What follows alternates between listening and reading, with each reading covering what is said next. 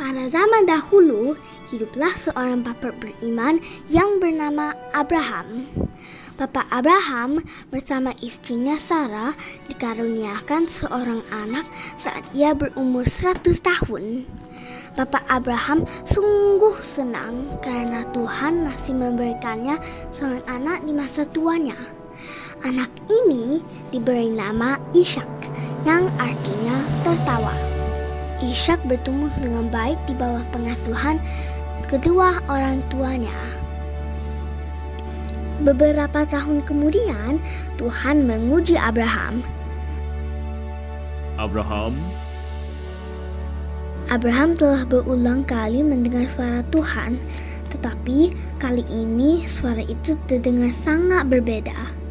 Suara itu datang dari tempat yang paling rahasia, yaitu di dalam hati Abraham. Itulah tempat segala harapan dan kecemasannya berasal. Di tempat itu pula Abraham menyimpan cinta untuk putranya Ishak. Abraham telah menaati perintah Tuhan sejak ia masih tinggal di Haran. Waktu itu, ia telah meninggalkan segala miliknya dan pergi ke tempat yang tidak ia kenal. Tuhan berjanji bahwa Abraham akan menjadi bapa dari bangsa-bangsa yang besar. Abraham, Ya Tuhan. ambillah anakmu yang tunggal itu, Ishak. Pergilah ke tanah Moria, lalu persembahkanlah anak itu untuk aku. Mempersembahkan anaknya, mengambil anaknya sendiri, mengikatnya di atas sebuah altar sebagai meja tempat persembahan, dan membunuhnya. Perasaan ngeri berkecamuk dalam hati Abraham. Ia begitu bingung bagaikan angin topan menghempaskan semua yang ada. Saat itu, Abraham merasa seisi dunia bagaikan tenggelam ke dalam gelap gulita. Namun, suara itu begitu jelas. Perintah itu datangnya dari Tuhan sendiri. Maka, Abraham mematuhinya. Keesokan harinya, pagi-pagi sekali, Abraham mulai berkemas. Ia memasang pelana di punggung keledainya dan memuat seikat kayu bakar di atas keledai itu. Lalu bersama dua orang pelayan, ia dan Ishak berangkat ke tanah Moria. Abraham mengatakan kepada mereka bahwa ia akan pergi membuat persembahan untuk Tuhan. Tak seorang pun tahu apa yang berkecamuk dalam hati Abraham. Pada hari ketiga, tanah Moria mulai kelihatan. Itulah tempatnya. Tetaplah di sini bersama keledai ini. Aku dan Ishak akan pergi berdua saja. Kami akan berdoa di sana. Setelah itu, kami akan kembali lagi. Abraham sungguh sedih hatinya.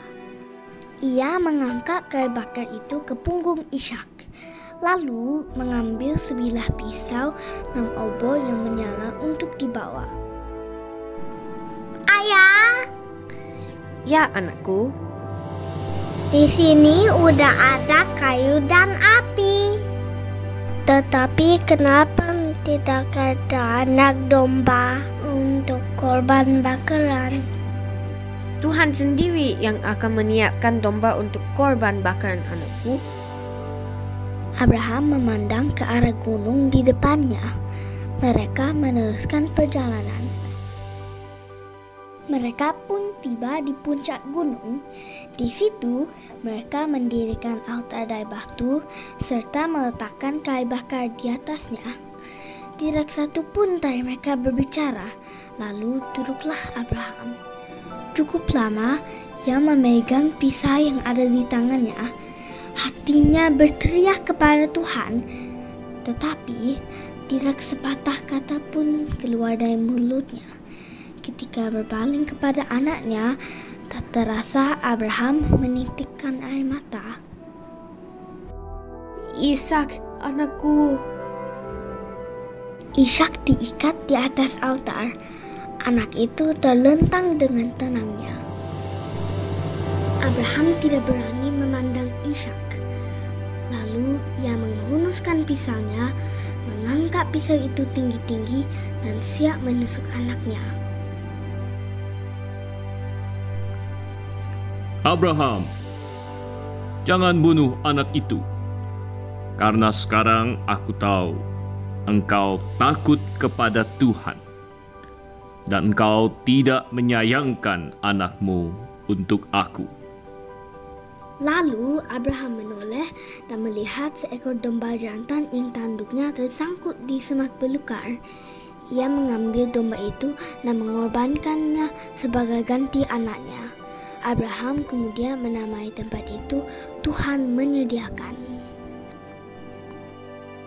Karena kamu telah menuruti perintahku untuk mengorbankan putra tunggalmu, aku akan memberkati engkau dengan berlimpah-limpah. Keturunanmu akan menjadi sebanyak bintang di langit dan pasir di laut. Dan melalui keturunanmu, semua bangsa di bumi akan mendapat berkat.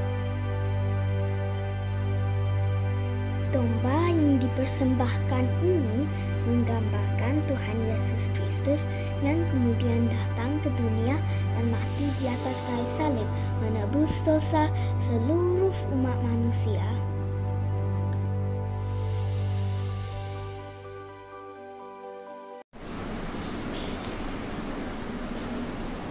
Halo teman-teman, sudah pada nonton ceritanya? Kok menurut kamu gimana ya?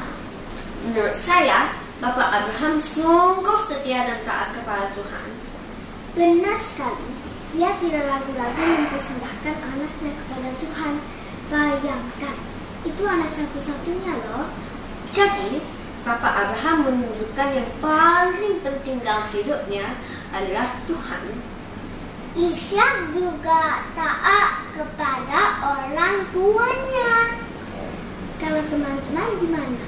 Apakah semuanya hidup taat sesuai firman Tuhan?